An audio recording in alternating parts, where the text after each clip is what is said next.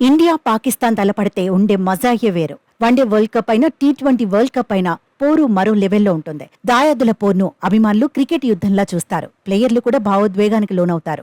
మ్యాచ్లో ఒత్తిడిని ఎదుర్కోవడమే కీలకం. కోట్లాది మంది చూస్తుండగా ఒత్తిడిని అధిగమించడం అంత ఈజీ ఏమీ కాదు.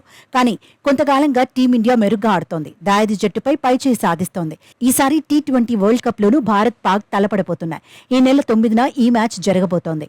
న్యూయార్క్ ఆతిథ్యమిస్తున్న పోర్లో ఎవరు పైచేయి సాధిస్తారనేది ఇప్పటి నుంచే ఆసక్తికరంగా మారింది.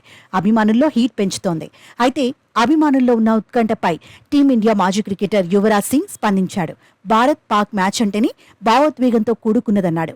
టీమిండియా గెలిస్తే మన అభిమానులు సంబరాలు చేసుకుంటారన్నాడు. ఆ సంబరాలు మన వరకే పరిమితంగా ఉంటాయన్నాడు. ఓడిపోతే మాత్రం బాధపడతామన్నాడు.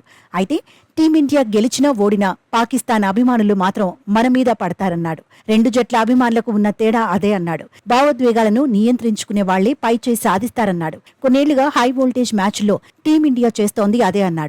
ఆటపైనే ఫోకస్ చేస్తే విజయాలు సాధ్యమవుతాయన్నాడు.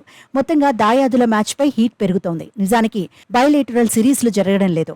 కొంతకాలంగా మేజర్ టోర్నీలోనే తలపడుతున్నాయి. గతేడాది భారత్ ఆతిథ్యం ఇచ్చిన వన్డే వరల్డ్ కప్లో ఢీకొట్టాయి. అహ్మదాబాద్ ఆతిథ్యం ఇచ్చిన మ్యాచ్లో దాయాది జట్టుపై టీమిండియానే గెలిచింది.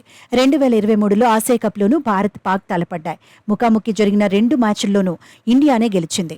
2022లో ఆసియా కప్లోనూ ఢీకొట్టాయి. అప్పుడు పాక్, భారత్ ఒక్కోసారి పైచేయి సాధించాయి. అయితే 2022 టీ20 వరల్డ్ కప్ లో దాయాదుల పోరు ఉరూతలూగించింది. మెల్బోర్న్ ఆతిథ్యం ఇచ్చిన పోరు చివరి వరకు ఉత్కంఠగా సాగింది. క్రికెట్ ప్రపంచం మొత్తం ఊగిపోయేలా చేసింది. పాకిస్తాన్ నిర్దేశించిన టార్గెట్ ను అందుకునేందుకు టీమిండియా కష్టపడింది. ఓ దశలో టీమిండియా ఓటమి ఖాయమని అంతా అనుకున్నారు. కానీ విరాట్ కోహ్లీ విజృంభించాడు. ఒత్తిడిని తట్టుకున్నాడు. పరిస్థితులకు తగినట్లుగా గేర్లు మార్చాడు. టీమిండియాకు థ్రిల్లింగ్ విజయాన్ని అందించాడు. భారత అభిమానులకు కావాల్సినంత కిక్ ఇచ్చాడు. ఈసారి కూడా పాక్ పైచేయి సాధించాలని టీమిండియా అభిమానులు కోరుకుంటున్నారు.